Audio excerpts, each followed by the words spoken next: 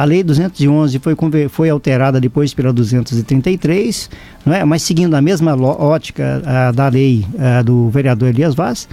Então ela mudou esse critério. Então nós precisamos de um regulamento para a lei, sim. Se isso não for feito, né, não poderia cobrar IPTU no ano que vem. Porque está sem a conclusão legal que seria então o regulamento.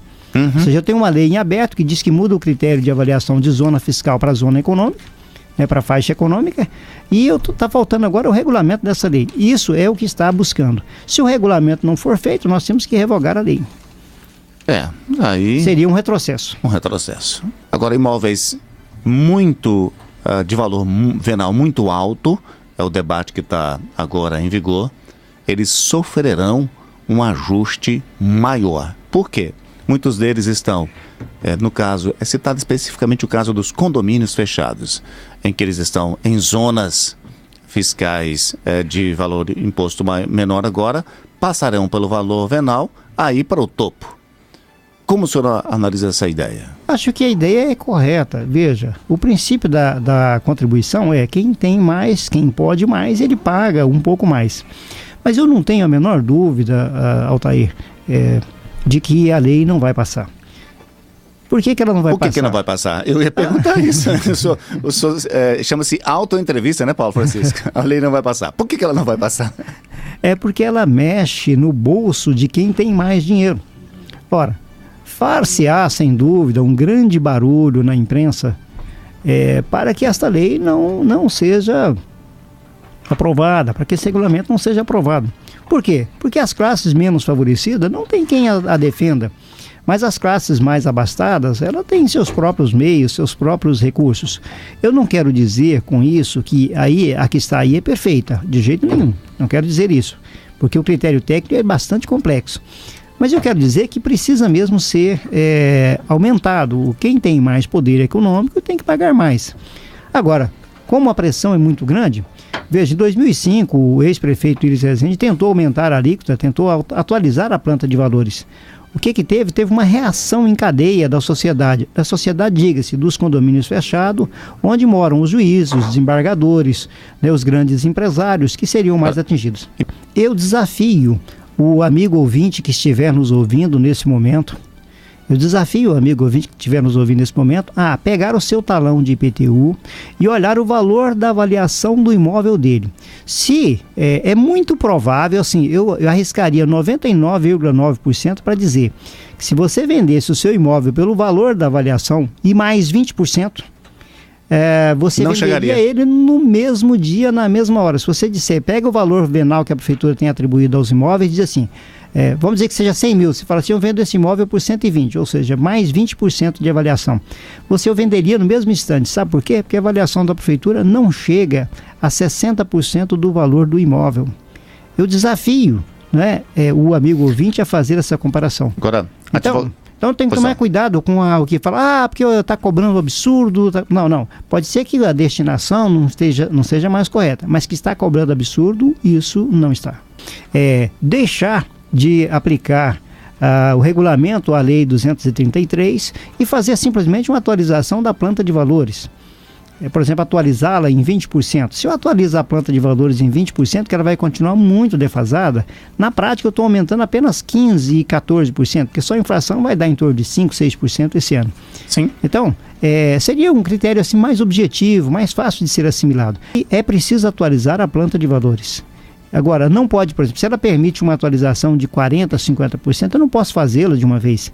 Eu vou aumentando gradativamente. Eu faço um ajuste esse ano, faço um outro no outro ano e assim sucessivamente. Tem que ser assim. Agora, deixar de aumentar é uma irresponsabilidade.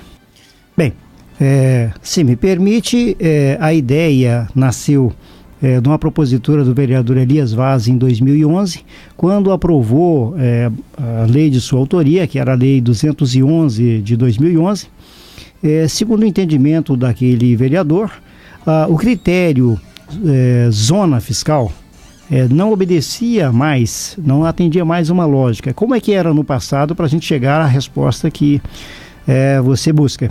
Como era no passado? Como é hoje que pretende mudar?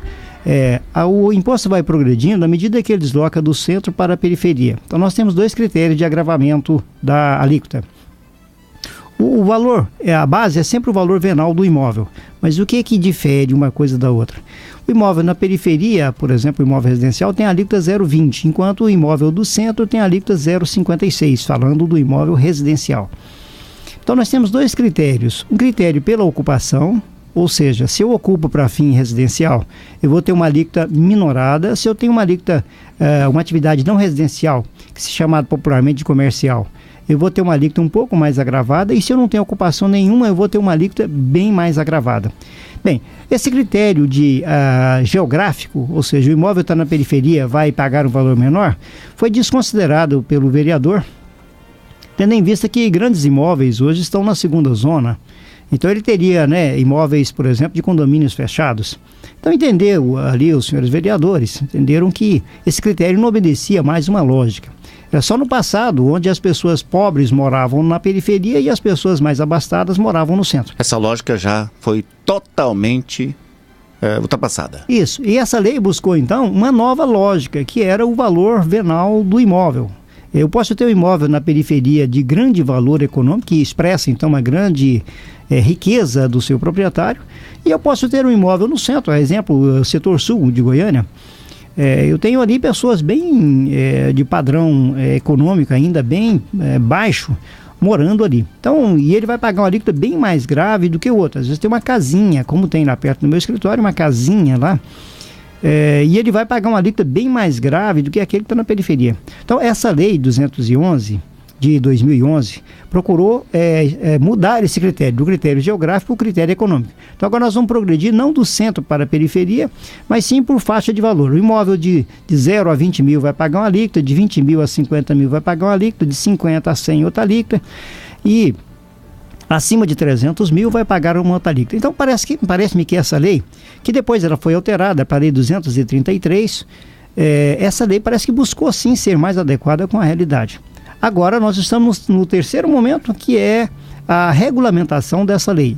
Então a lei 211 criou essa alteração, veio a lei 233, aperfeiçoou essa modificação, e agora nós estamos na regulamentação dessa lei. Aí criaram as alíquotas específicas para essa nova cobrança.